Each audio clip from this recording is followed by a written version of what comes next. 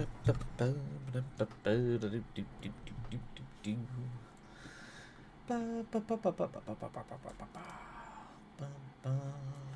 right. How's my tea situation? I might have to go make tea at the middle somewhere. All right. Hello, hello, hello, everybody out in internet land. Where are we?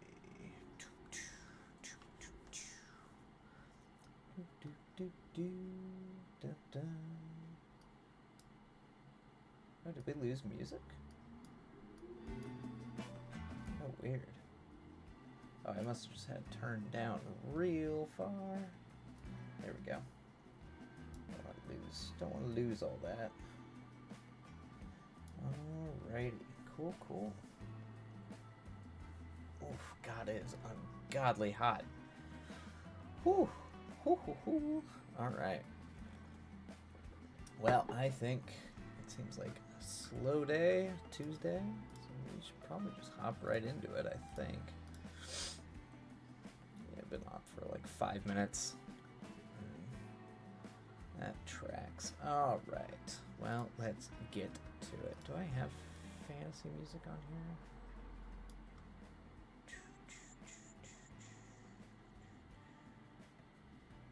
Actually, maybe I'll just mix this. I like never get to listen to this playlist all the way through.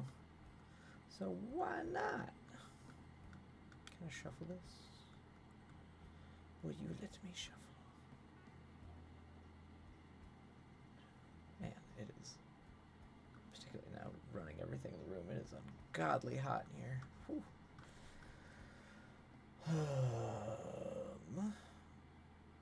Let's repeat. Alright, enable shuffle. So let's see. Will it shuffle? Hey, it did. Sweet. It worked. Bam. Alright. Well, we might as well just get started and hop on into our sprints. Since I'll probably be off at 6. So let's rock and roll.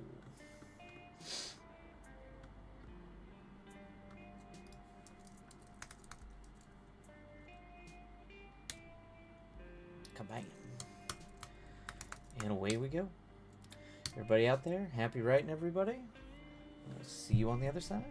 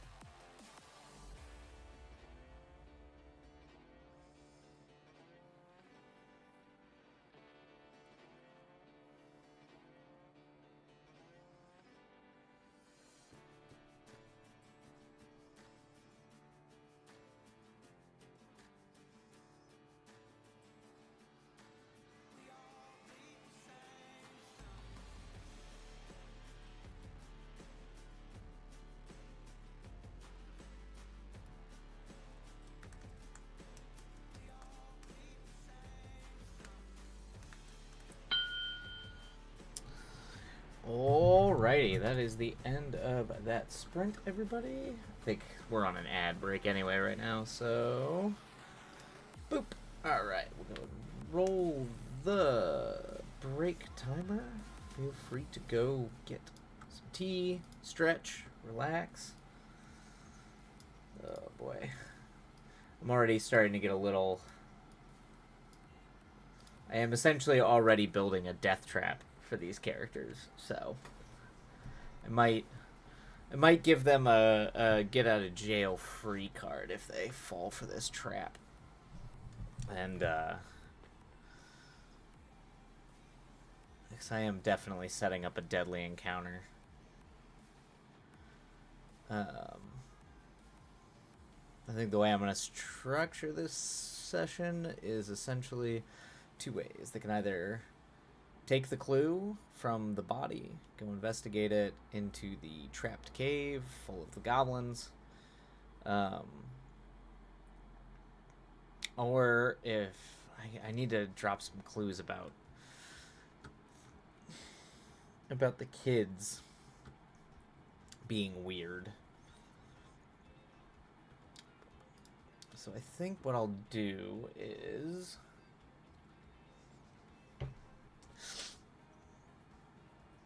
I mean, that's kids going missing.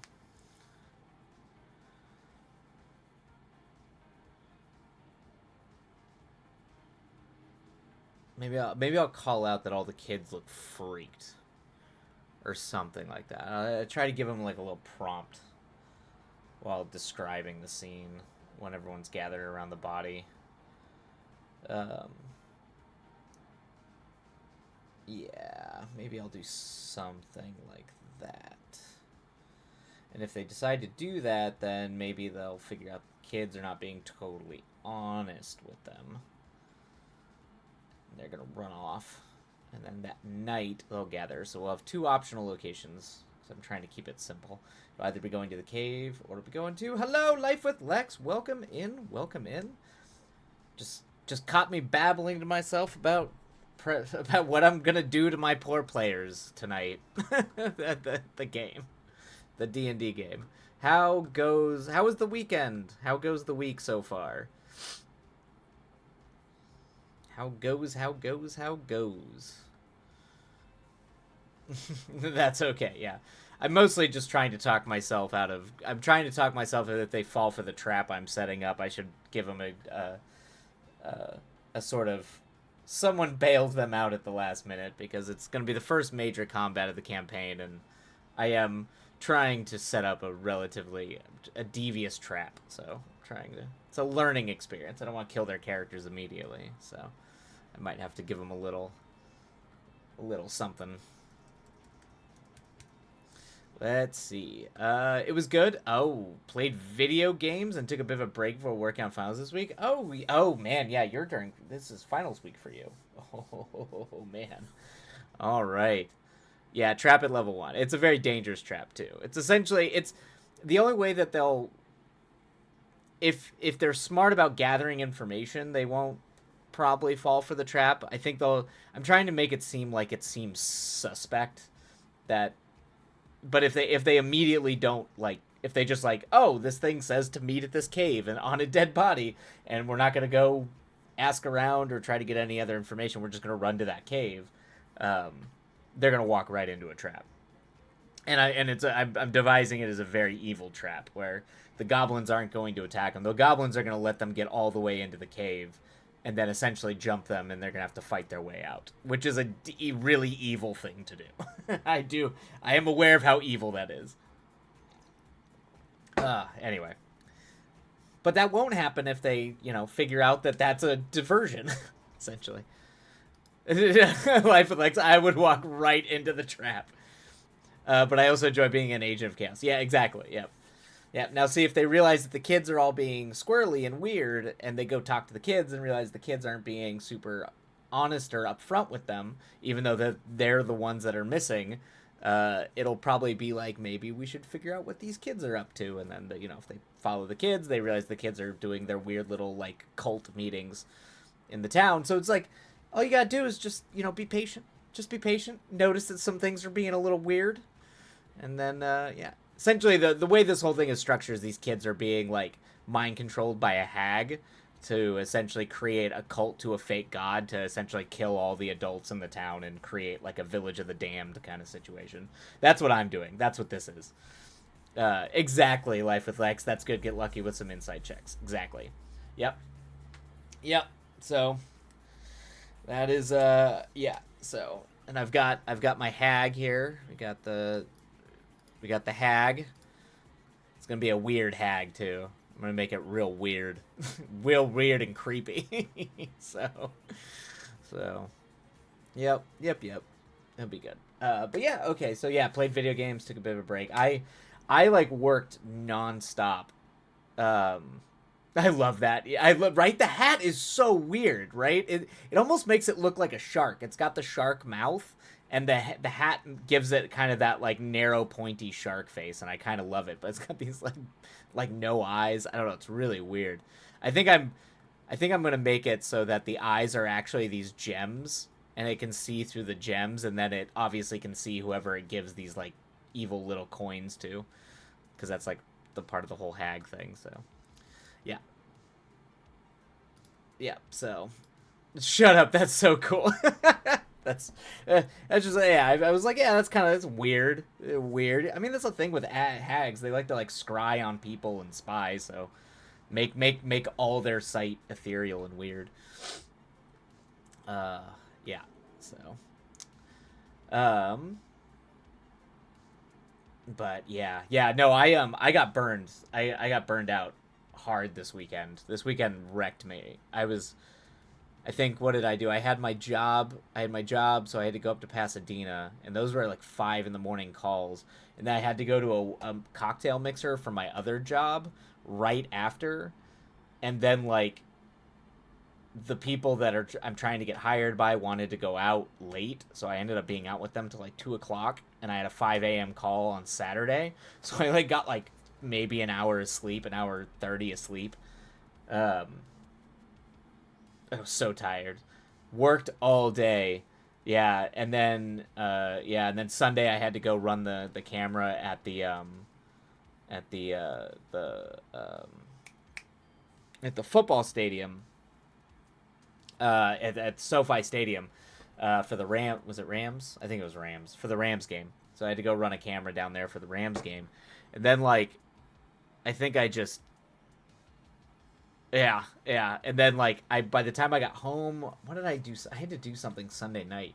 Anyway, so Monday, yeah, and I'm like trying to write, like I'm trying to finish like 2.5 scripts this month. So I woke up at like 4:35 this morning and wrote for like 5 or 6 hours this morning, and like so anyway, Monday I literally did not get off the couch. I stayed on the couch and just read my book. That's like all I did on Monday. I was so broken. I was just like, oh God, I'm so tired. Anyway, dude, you need a break. I do need a break. Life with Lex. There may be a Wildlight takes a week off stream coming up at some point in December. Because there might come I might actually have to take a week off work. But the problem is I have like so much work to do. I've got I've got I think I'm editing like 4 or 5 videos now through into the first part of January. So that is rough. So at that point, if I'm already editing, it's like, well, I like streaming, so I might as well stream for a couple hours and get some writing done. And if I'm already working, it's not like I'm like quote unquote relaxing anyway. And the streaming's a lot nicer and more fun than editing corporate videos. Good for you. Oh, what am I reading? I'm reading I think it's called Determined. It's a book on, it's the biological, it's a guy, Spalowski. I've read a few of his papers, and I didn't intend on diving. I was actually trying to get through a bunch of my fantasy books, but this kind of goes into what I did in like Buddhist philosophy and comparative philosophy when I was in school, but this is more like science based. It's more in biology. But he just released it. It's like a 500-page book, But it's the biological case for determinism, essentially the lack of free will. I think it's called Determined. I think it actually is called Determined, the biological case that free will doesn't exist or something like that. But it's very good. It's just up the wheelhouse of what I did a lot in school. So I was kind of like, a lot of the philosophy of mind stuff came in, and I was like, oh, that's my jam. Like all the people he was citing, I'm like, I've read so much from them, like Chalmers, Searle, all those guys. So it's ticking. It's kind of like refreshing. I don't get to go back to my old philosophy roots very often anymore. So I think that's kind of why I like. Because the other book I'm reading is, I don't know if you're familiar with Dersh. I think his name is Dersh, but he wrote the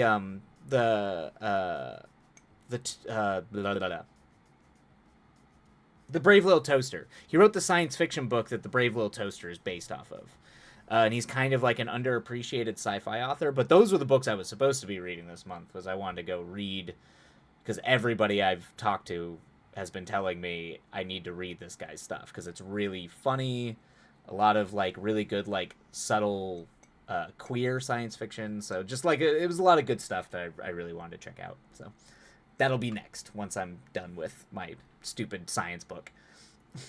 Yeah, I was obsessed with Brave Little Toaster as a kid.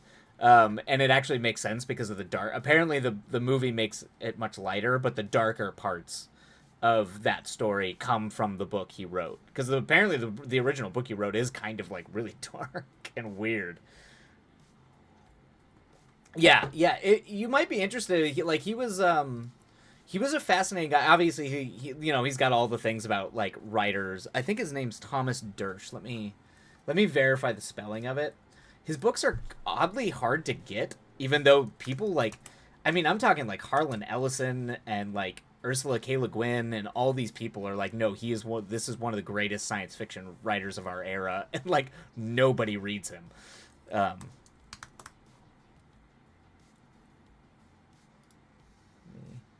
Okay, Thomas. Let's see. Yeah, because you have to specifically search his name, so I'll type it in the chat.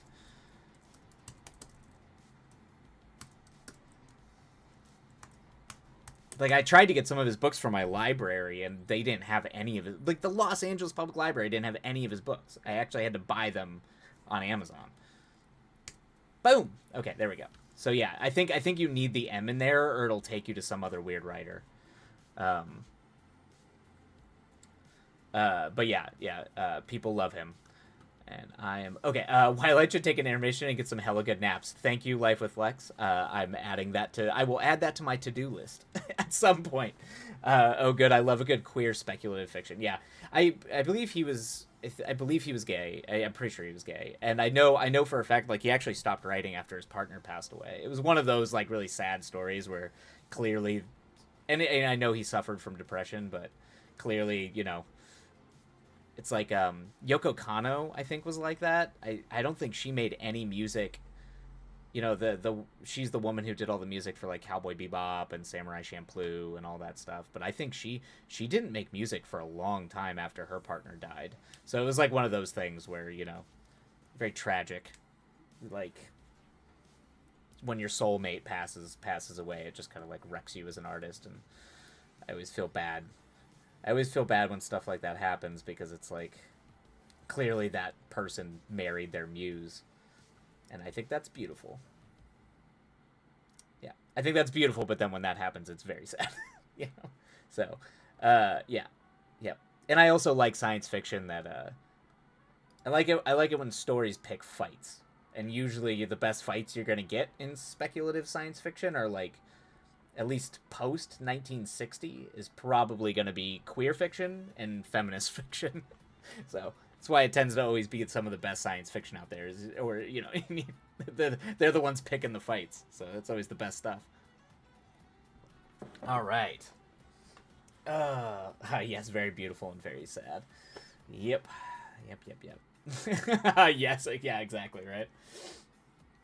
All right. Whew, man. Also, I forgot to mention, it is a record-breaking hot day today in LA, and I did not know that was going to happen. So, I am, like, kind of dying.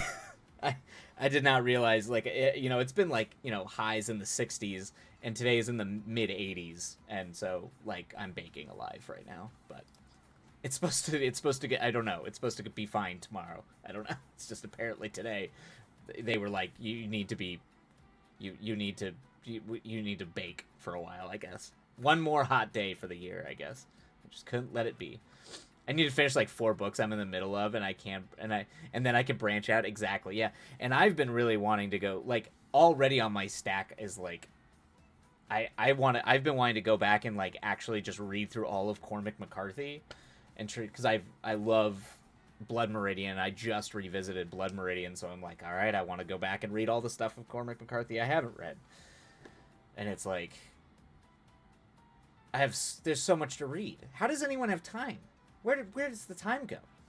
Like how, like, I watch a bunch of movies. I've had to curb some of the video game playing. Now that Baldur's Gate, I've pared that back a little bit, so I have more time to read. But good lord, I need to like get rid of sleep so I can get through these books. Oh, all right. Exactly, Life with Lex. There's so much to read and so much to write. Yeah, it's yeah. It's too much. It's too much. You're basically getting rid of sleep. Yep, that's the, you know, I think what was that? What was that whole thing about Buddhist monks when they're at the monastery? I think they only like sleep like 5 hours. And I'm like, okay, if I don't have to meditate all day, if I just meditate like for an hour or two a day, can I still get the same benefit of not having to sleep a bunch? And then at that point, I'm only I'm only sleeping for like 5 hours. Like maybe I could get more reading done. I need to read these books. I need. Don't get rid of more. You're basically Don't get rid. You're basically getting rid of sleep. That's true. That is true. Life with Lex. I should not be. I should not be sleeping less.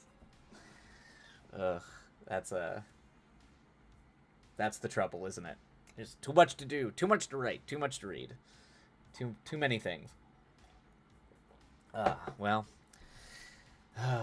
alas, alas. What do we do? All right, let's start our next sprint. I have talked on too long. There's a way to microdose naps and take it so that you get the same amount of energy but only sleep a little bit through the day. Yeah, I've been doing that. I mean, I usually try to lay down for like 30-45 minutes in the middle of the day. But yeah. Exactly, yeah. And I do know some people used to do. I remember when I was in college, that was like a fad, is people trying to like do the weird, like you only sleep like every couple hours and you sleep for like 5 to 15 minutes and like get on this weird cycle. But yeah, I've never known anyone to do it long term. No way to know the true long term impacts of that. Yeah, I can't. I'm gonna go on a limb and say it's not healthy. It's not, particularly with the way that our bodies need to like, because there's more than just what your brain's doing. You have to like release hormones. Your body needs to do all kinds of wacky stuff while you're sleeping. So, all right. I'm going to stop babbling and get back to building death traps for my players to murder them this evening. Murder their players with evil goblins and hags. But have a delightful writing sprint, and we will see you on the other side.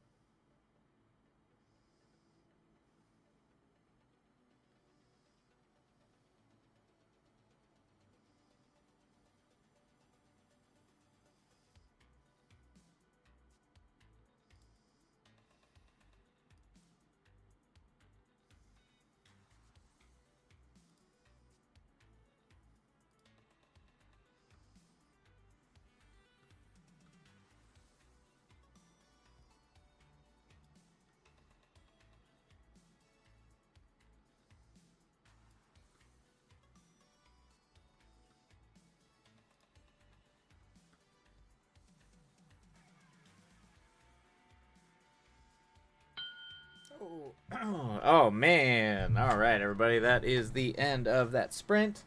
We got ads starting in 11 seconds, so be prepared for ads. Hopefully that was a good sprint, though. And yeah, we'll start the down timer. For those who get hit by ads, we'll see you in a short bit. Let's see. Adulting tastes like pasta today, and I think that's a pretty good one. That is a good that's a good meal for an adult dinner with a friend. A pasta is a good way to go. I do love me pasta. Lots of pasta. Oh, man.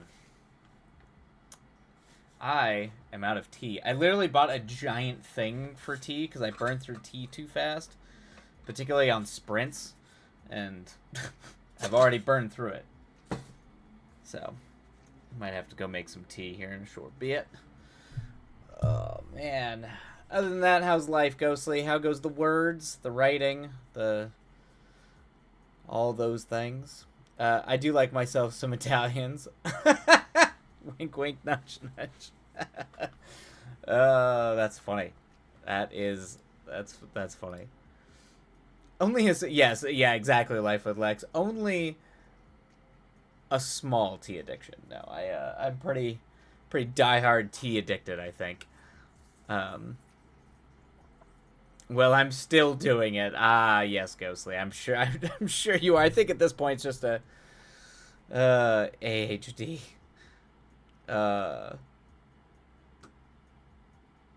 Holy mother of pearl. There are worse addictions, to be sure. Yeah, absolutely. I mean, you can take tea addiction any day over literally any other addiction. I'm trying to think, like, I'd probably take a tea addiction over a coffee addiction. I don't know why. Tea just doesn't hit the way that coffee does. So, I imagine that, I don't know. I don't get withdrawals from not drinking tea. Well, I do get withdrawals, but not like, addiction withdrawals, just sadness.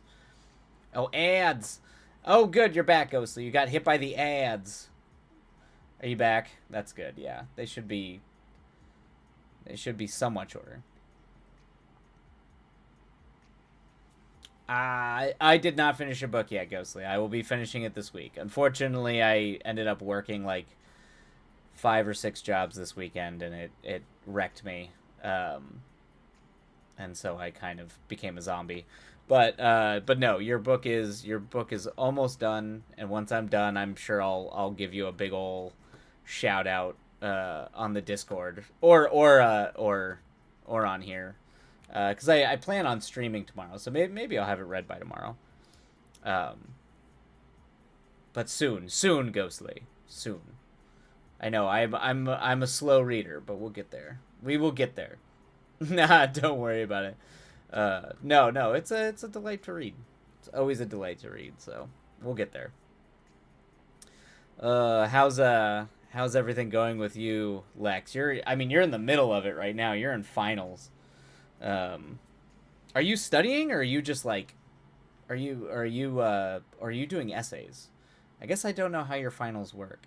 All of my finals, particularly the last 3 years I was in college, it was all essay writing. We never actually like went in to take a test. We just had to deliver our thing at the end, and that was it. Except for when I did the master's thing, I actually had to defend that. I actually had to stand up in front of my teacher, have everybody read it, and then the final was technically them asking me questions and me defending it. I guess would technically be the final. Take care of yourself. Self-care is important. Yes. I'm trying to. I'm doing my best. It's been rough, though. Or so I've been told. I know. Yeah, you don't take that advice. I know that for sure, Ghostly. We'll get there. Eventually. Eventually, we'll all take our own advice. Or maybe not. Maybe that's the plight of the human condition. To always be doling out advice, or do as I say, not as I do. Let's see. My program is pretty split between, data and, oh man, you're doing data. Jeez. And strategic planning. So half task projects and half papers, but gotcha. Okay. So this final is creating a data dashboard then. Sorry. and creating and recording a presentation. Ooh, okay. So you're recording a presentation. Is that because they don't have enough time for everybody to do an in-person presentation? So you just record it, and then the teacher grades it from home, from the comfort of their home. Because boy, I would have loved to do that. To do presentations removed removed from people. The class is online, so yes, gotcha. Yeah. People yell at me to eat more, to which I simply say I don't eat. I photosynthesize. You're a plant. Yes, all I need is water and sun. You just grow. Yeah, you're a plant, Ghostly. You're just a highly advanced plant. You're like Invasion of the Body Snatchers. I mean, they're essentially plant people. That's what they are. So, you're the first of the Invasion of the Body Snatchers. You're gonna turn us all into plant people.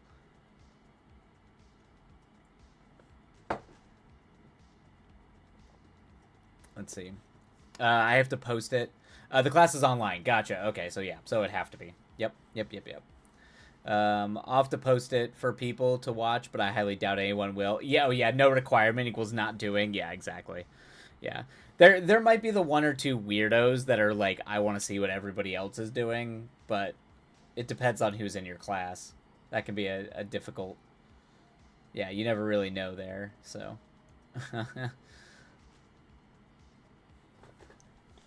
Yeah.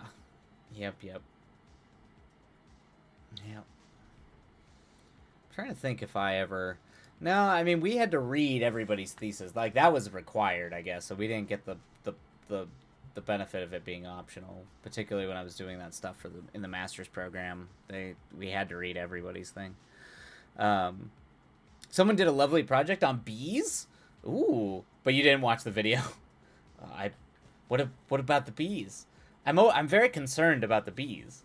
So if there's anything, if you know anything, that I should know about the bees, I can't imagine a life without honey. Okay, and the bees, and also without plants being pollinated by them, being a fundamental part of our ecology.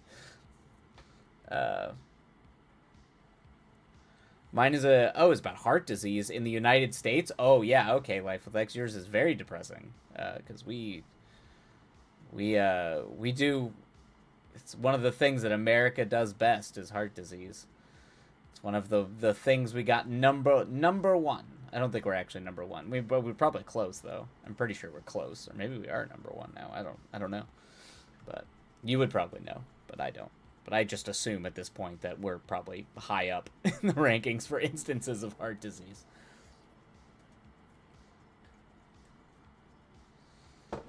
We do like being number one at things.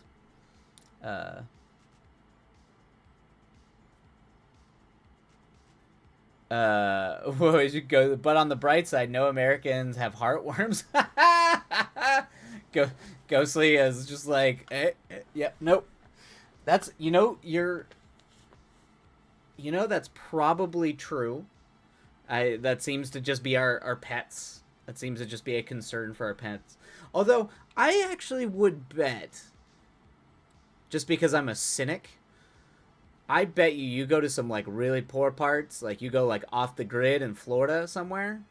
I wouldn't be shocked if you got certain types of I bet certain types of like worms or fungal disease that's cropping up and actually like wrecking people's hearts. Yeah, I do know about brainworms. I know that you can get that from fresh water. Actually, I'm sure Florida's actually a perfect place to get that stuff. That freshwater bacteria and worms and stuff. Ugh. That's why I don't swim in lakes. I just don't do the lakes.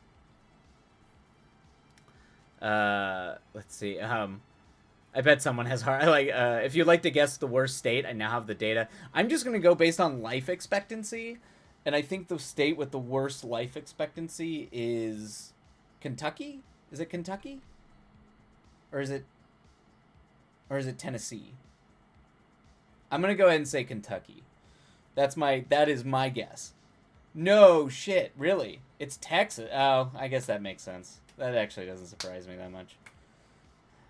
Ghostly, be nice to Florida, you West Coaster. Ghostly, you're never gonna get me to be nice to Florida. I do not like Florida. Maybe some parts in the northern part of Florida, but I've had to go to Miami way too many times. And I've had to drive through that state too many times. And I shot a reality TV show when I first moved to LA, near Orlando. It was called Family Chops, and it was about those those competition loggers that that work at Disney World, and they do like competition thing. Uh, but anyway, so I have some stories about Florida, Ghostly. I've got some stories. I also spent a lot of time with a research team doing a documentary off the grid with poor African American communities in Florida as well, where people were literally getting they were getting terrible infections. This guy worked with meat, and I think he worked for some sort of restaurant, and he was working 16-hour shifts, and the antibiotics that they pumped that meat full of made it bacterially resistant, and he got this massive infection. It paralyzed half of his face. Yeah. Anyway, sorry. I don't want to come down too hard on Florida, but I've just let me just say I have not had pleasant experiences in Florida. Most of the time I just spend walking around feeling really, really sad for people. But I've also primarily been around very poor people in Florida, so that may have thrown my experience of it. I like that. Yeah, life with Lex. As an East Coaster, it's also hard to be nice to Florida. I also just don't like. I don't like the Q. There's a whole thing with a lot of the Cubans down there, the Cubans that left Cuba. A lot of the families were super wealthy. It come from super wealthy Cuban backgrounds. So before Castro took power in Cuba, was it Batiste? I can't remember the name of the dictator who ran Cuba before that, but a lot of them were wealthy families under his regime. And so when the communists took over, when Castro took over, a lot of the people that ran from Cuba were literally the hyper wealthy, some of the worst powerful people. So there's a whole thing. There's just right wing Cubans in Florida, full of it. So anyway, I don't know. Florida, it's a messy place. It's probably why Florida for so long has had some pretty crazy politics. I'm a Southern belle. Florida messed up, but I like to say bless their hearts. You are a sweet, sweet person, Ghostly. I'm in South Carolina, and there's a lot of Floridians. Okay, that makes sense. Yeah, yeah. It's just I don't know. My one of the guys I work with, he has a lot of family. He's Cuban, so he has a lot of family in Florida. And he's one of the Cubans I'm jealous of because he gets to go visit his grandma in Cuba, and I've always wanted to go to Cuba. So he gets to go down there all the time and brag to me about that he gets to go hang out in all the cool he gets to go drive cool old 1950s cars in Cuba, and I'm just I hate you. So you're so lucky. But yeah, he does not have nice things to say about Florida either. So maybe that's just us West Coasters though. But yeah, I was gonna say in Carolinas, yeah, you've probably got a lot of the Floridians coming out of there. But all right, well, I'm going to go get a drink. I'm not a huge fan of the West Coast, but that's just because I lived in Washington as someone who photosynthesized. Oh yeah, that makes sense. That makes sense for yes, as someone who literally lives for the sun. I would not recommend, particularly the Pacific Northwest, because you'd probably do fine in the southern part, like Southern California, or even the Southern West in general, New Mexico, Arizona. I mean, there's plenty of sun there. But the Pacific Northwest, Northern California, Washington, Oregon, is probably not the best place for you. Those are the places that I want to go to because after about 5 minutes of sun, it becomes poison to me. So I thoroughly look forward to to getting a chance to run to the Pacific Northwest. But that's fair, Ghostly. That's fair. Ghostly, you're a vampire. Yes, if you couldn't have tell, I'm probably like a weird wizard vampire warlock thing that lives in the dark. Like, it's all dark in here all the time. That's just how I live my life. Whatever the opposite. Yeah, whatever the moon. The moon. The moon is what gives me power. I need the moon. So there might be a dash of lycanthropy there, but I just need, when the moon is out and there's stars, I'm very happy. I'm a very happy person. It's been, yeah. When I'm happiest, like when I go up to Wyoming and there's no light pollution, and I can just see all the stars, like the dark center of the Milky Way, and you can see all the stars around it. That is when you will find me at my happiest. Yeah, I love. Yeah, in college, I used to go out with cameras and do like time lapses of the stars all the time, from like midnight to sunrise. So I would get the sun coming up and the clouds moving in and out. I was really into that. Evidently, I'm a plant. Yeah, it's fine, Ghostly. You're the aliens from Invasion of the Body Snatchers. There's a lot of good things that come with that. You're like ecologically very friendly. You support oxygen and life. You are, environmentally very sound. We could definitely use more like you, Ghostly. And the hive mind allows you to accomplish things much easier. Much easier. Actually, I think there's also evidence that plants communicate and like can transfer information much faster too, which is pretty cool. Yeah, life with Lex. Oh my god, all the stars. Yeah, I live for the stars. My husband was in the Navy for a few years, and he said the stars are crazy. Yes, they are. So I spent a lot of my my youth on a boat, on a rickety old sailboat down in Mexico, in the Sea of Cortez, and around the bottom of where Sea of Cortez opens up into the Pacific Ocean, between like Baja, Mexico, and the mainland. And so I spent a lot of my youth island hopping around there, and there's no lights out there, like none. So like when you're just like on the boat, you just lay up on the top bunk, like on the top deck of the boat, looking up at the stars. That's actually how I learned all the constellations. I learned all the constellations by being out there. Just because you can literally see everything. Dude, write an autobiography, some crazy stories. Yeah, I had wild parents that, I love them to death. I didn't grow up rich, but I definitely grew up rich in batshit insane experiences. So that's I got that going for me. Some wild times. But yeah, that's crazy stories.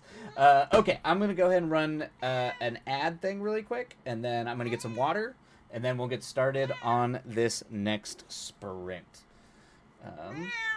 And Princess is screaming at me. All right, so for everybody who gets hit by the ads, I'm sorry. Step away, get a drink. We'll be right back. Bye. There we go. All right. Oh, Princess, you're fine. Oh.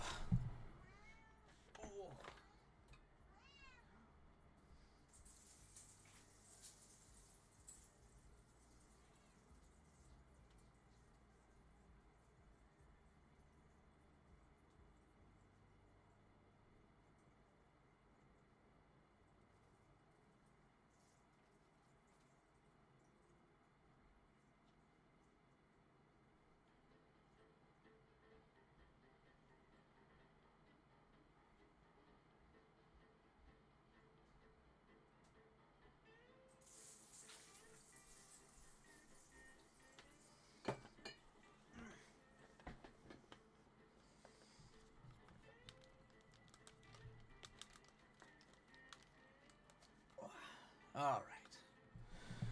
And we are back. Are we talking about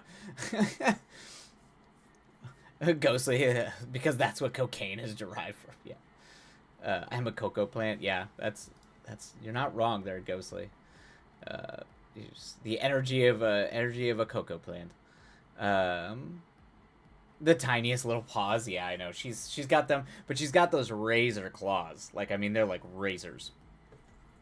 So as much as she hops in, I'm usually like fine with it, but those tiny little needle claws sometimes just like even just tear through, like scratch up my legs.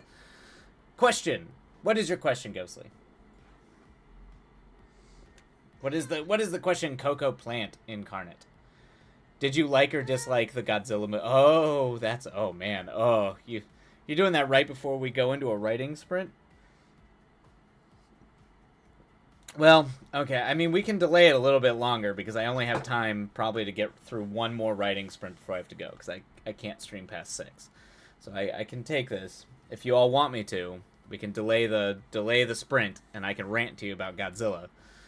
It's gonna get spicy though because I did not like the Godzilla movie. I have never.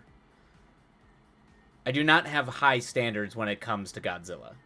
I love Godzilla. I grew up with Godzilla. The Toho Godzillas specifically. It's Life with Lex rant. Oh yeah, okay, yeah, that's part of my problem as well, Ghostly, is that everyone heard. Yeah, it's like 98% on Rotten Tomatoes. Everyone's going gangbusters for the movie. Um. So okay, yeah, well, we can do the rant. We can do the rant. So my dad grew up in Japan. My dad was a military brat, and at the time, so my dad, yes, you're right. Rotten Tomatoes is bullcrap. It's garbage. It's garbage, and it's all levied and all that nonsense. Um, but so my dad grew up in Japan, and my dad was there. My dad graduated from high school in Japan. It was up in Wakkanai in the north. So he used to go see those movies in the theater, like the old Godzilla movies. So I don't know if it was just like those were like the only movies I was really exposed to at my dad's house. My mom's house I would watch movies all the time, but my dad's house it was just like I don't know, kids watch Godzilla movies. So he would show me all those Godzilla movies, and I became like obsessed, like hyper obsessed with Godzilla. I used to bring Godzilla to kindergarten for show and tell every week. I'm pretty sure everyone thought like I was broken or had like a learning disability or something because I would just bring Godzilla in every week and show everybody Godzilla over again. Like they had seen it a million times already. Uh like all of my like little like posters that you make in kindergarten is like Godzilla versus Mecha Godzilla, like all kinds of crazy shit. So anyway, I'm a diehard Godzilla fan, and like, and I have visceral memories of the first time I saw the original Godzilla film, which I don't know if any of you have ever seen the original 1954 Godzilla film, but that movie deals very heavily with the scientist. The scientist like creates a thing called the oxygen bomb and kills Godzilla, and it's like a tragedy. Like the scientist spends that entire movie locking himself in a dark room because everybody wants to kill this thing, and he's just like, this is the last of its kind, and it's because of like nuclear weapons that we've wiped out its food supply. This thing is absolutely blameless and we are to blame, and now you're talking about killing it. So he just gets into a super depressive episode about like killing this thing. And then when they do kill it at the very end, it's like a wake. Like the way that film ends is really really sad. And the guy who makes the oxygen bomb kills himself at the end because he doesn't want anyone else to be able to develop the bomb.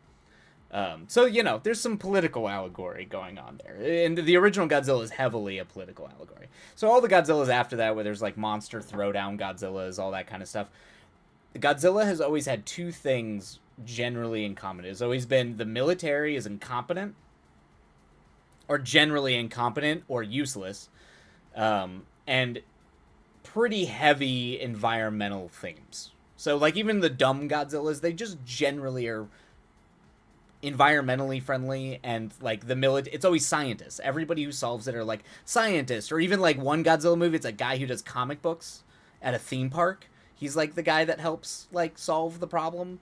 So there's just the military almost never is useful in those films ever. Like they're just not. It's always based in the science community, artists, and weirdos. So essentially that sort of thing.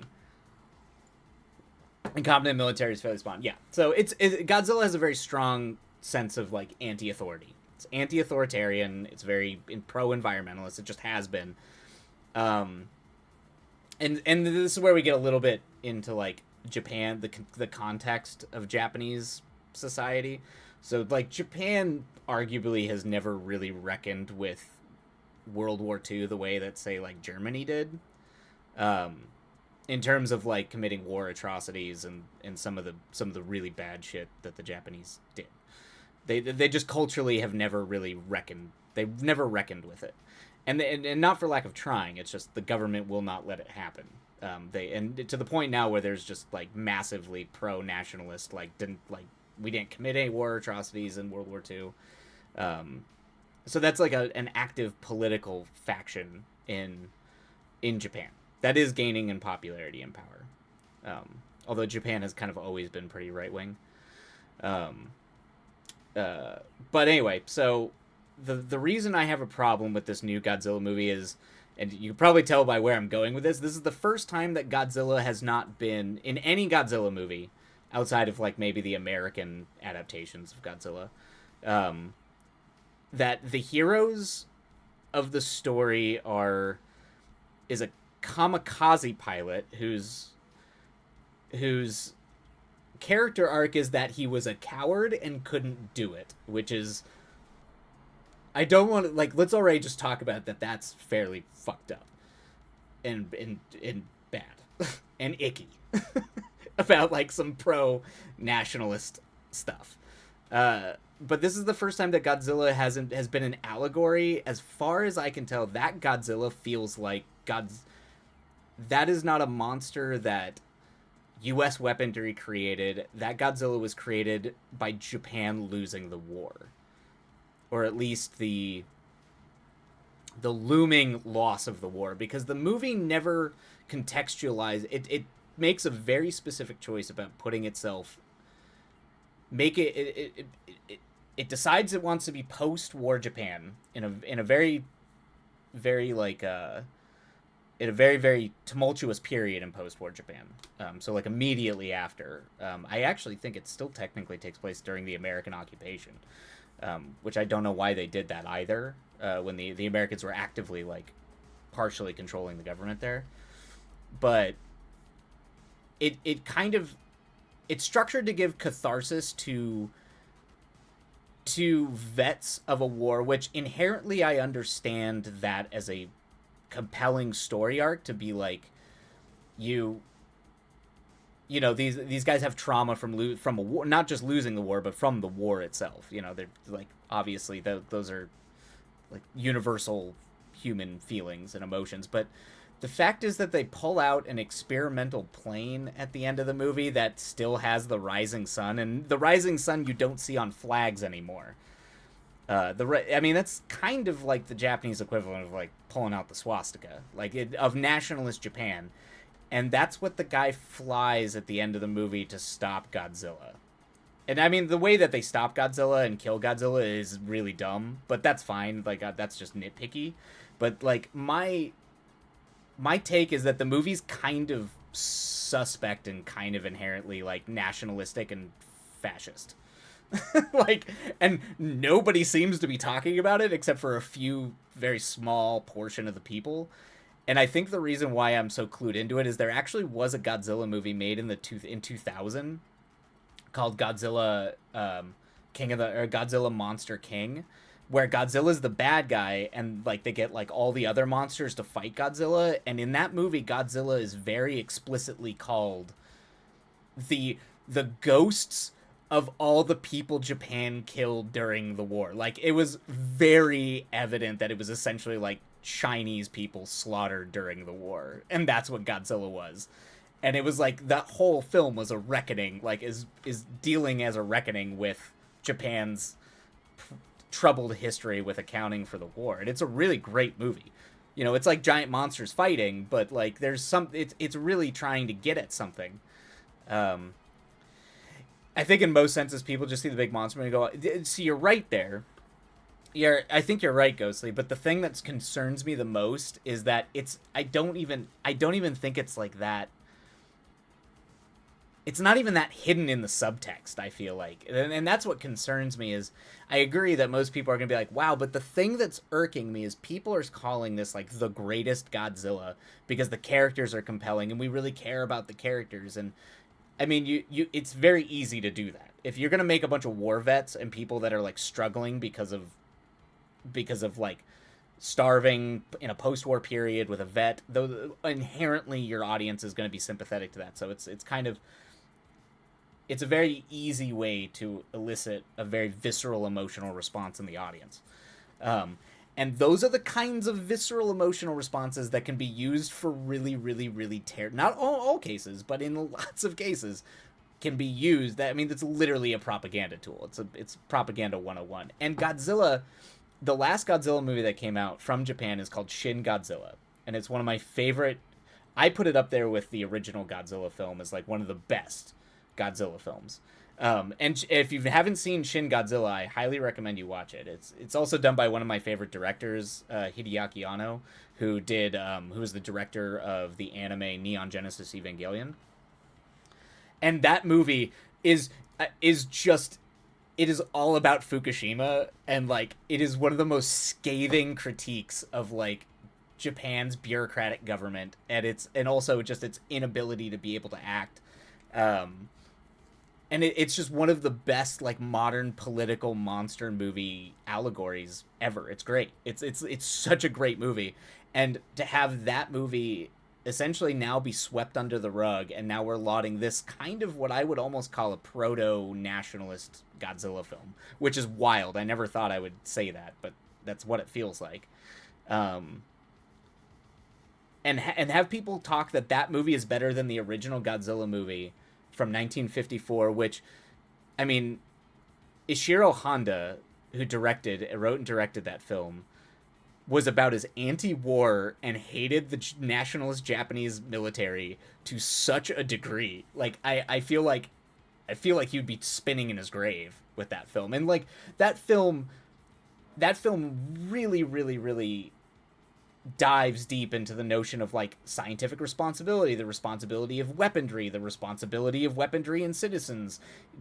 Is it justified to use weaponry like that if citizens are in danger, but with that kind of technology being used by imperial powers like Japan, the US, Britain, name your imperial colonizer, and what do you got? But that's the thing that like concerns me. I think perhaps I don't have the political know-how to understand anything. I just, in my little bubble where I want people to be happy and fulfilled, I am ignorant. But I mean, there's nothing wrong with that, Ghostly. But this is why I was ranty about it, because this is the first time I've seen a Godzilla film, and I was bummed out. Like, I literally was depressed for like a day. I've just never had that experience. Like, even the dumbest, most poorly made Godzilla movies still give me a chuckle. I still get my Godzilla happy time. Godzilla doing something goofy. And like, I get that, and usually the message is like, don't litter. Like, sometimes that's all it is. Sometimes, like, literally in the 70s in the Showa era, some of those Godzilla movies are just like, don't litter. Godzilla doesn't like it when you litter. Like, it doesn't need to be any big political broad thing. It's just that this movie felt like, the whole time I was watching, and I knew nothing about it going in, I was just stoked for a new Godzilla movie. Like, there's just a feeling you get in the pit of your stomach or in the back of my mind where I'm like, this feels dark. This feels like it's going to some dark places, and it really made me viscerally uncomfortable. Like, viscerally. And then my buddy ended up taking me out to a bar and tried to calm me down, because by the end of the movie I was on a tear. I was just screaming. I was not a happy camper. But I also am like a Godzilla nerd and probably overreacting, but I think that's the other thing too, is like everybody loves this movie. There's been a concerning rise in nationalist language and themes in media and in general as of late. That's true, yeah. And Japan's really struggling, particularly with Attack on Titan and all that. Things are it's rising in Japan. There was a whole generation, particularly in anime, that was very anti-nationalist. You look at like Akira, Otomo, Oshii, who did Ghost in the Shell. Like, these guys were very, very anti-authoritarian. They're very left-wing politics, which is not popular in Japan, but that's just kind of what anime did. And that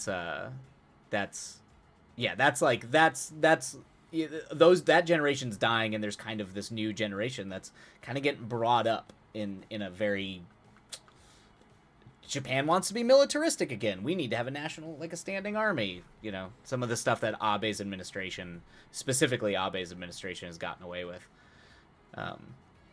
Let's see. That's very interesting. I'm sorry you didn't like it. It's fine. Sorry, and I'm sorry for the rant, Ghostly. I don't usually go into politics that much, but Godzilla is very close and near and dear to my heart. And one of the main reasons because of the political allegory of it. Perhaps I don't know what nationalist is. It's like jingoistic behavior. I guess I forget how I don't know. We lived through it during Afghanistan and Iraq. I have very, very troubling memories of that because it felt like culturally the United States had lost its flippin' mind. But yeah. But maybe we don't have time to unpack all of that. Yeah. Yeah, to quote the late great John Mulaney. Yeah, just look up some nationalists. Just Google it. I'd say just Google that, Ghostly, and you'll see it. But usually nationalists is used interchangeably with things like Nazi Germany would be considered nationalists, hyper nationalists, just highly militaristic, a highly militaristic sensibility and a idea that sort of the culture / world you come from is above others. So, in a way, I like flowers, and you should continue to just like and enjoy flowers, Ghostly. Okay, well, now that rant is out of the way, I'm terribly sorry for everybody having to endure said rant, but we shall get back to our sprints. Back to productivity and not Godzilla. I agree with you, Ghostly. I think flowers could solve many of the world's problems. I'm a big supporter. I'm a big supporter of the Rose Party. There should be a Rose Party. I mean, I know that there's political organizations where their images are rose, but yeah. Nah, the rant was interesting. I had not heard that take yet. Yeah, it's clearly the minority take. And I understand that. It's fine. I'll be on my island. I will be on my island yelling about it, and I'm comfortable with that. No apologies. I'm sorry if you did want to... No, it's fine. It's fine. I don't mind talking about politics as long as it's in relation to art, movies, media, and that sort of thing, but I know some people get uncomfortable about it. And you know me. I got my adamant, angry leftist takes, so... I definitely am 100% old man yells at grass, and that is me. I will be the old man yelling at grass about Godzilla. So, yeah. Anywho, all right. Well, let's go ahead and get started. This will probably be the last sprint of the night. Yeah, this will be the last sprint since I'm gonna have to clock out at before 6. So, hopefully, it is a productive one, everybody, and we will see you on the other side. Happy writing, everybody. And away we go.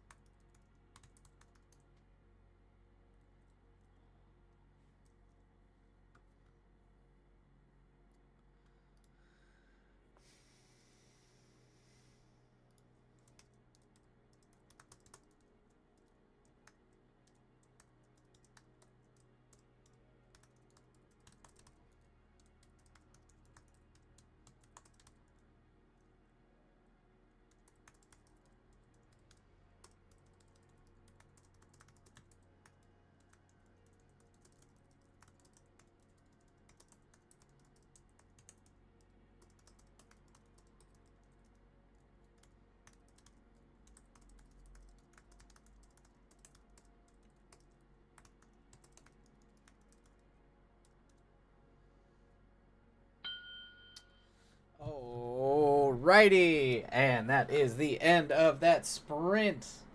Oh yes, and yes, Yellow Jackets. Life with Lex. Absolutely watch Yellow Jackets. It's my jam. It is like it's like Lord of the Flies meets Twin Peaks meets just weird folk horror. I don't know. It's my jam. I love that show. Alrighty. Alright. So I think, yep, that's probably gonna do it. Yeah, it's almost 6. So I gotta get off, get the Discord set up, and get this game rolling for tonight. But, yeah, thanks for hopping by. E to the Liz, it's always an absolute delight and wonder to have you stop by even on your breaks. Yeah, hopefully, I don't know, are you streaming tomorrow? Ghostly, good night all, love, have a great time. Yes, Ghostly, have a lovely night, take care of yourself. And yeah. Vibes. We can vibes too, Ghostly, it's fine. Yes, try to enjoy the work as much as you can. But I hope the rest of your evening goes great. Oh, fantastic, cool. Yeah, so I'll be streaming. I'm gonna try to do a short stream during the day, but I will probably still be trying to get this stupid script going. So I will probably hop into your stream tomorrow, which would be great because I feel like I've barely been able to hop into anybody's streams. So I will see you tomorrow, hopefully. All right. Well, everybody, take care of yourselves. I love you all. And I'm going to run. Have a lovely night. Take care of yourselves. Be sure to rest up and recoup when you can. And we'll catch you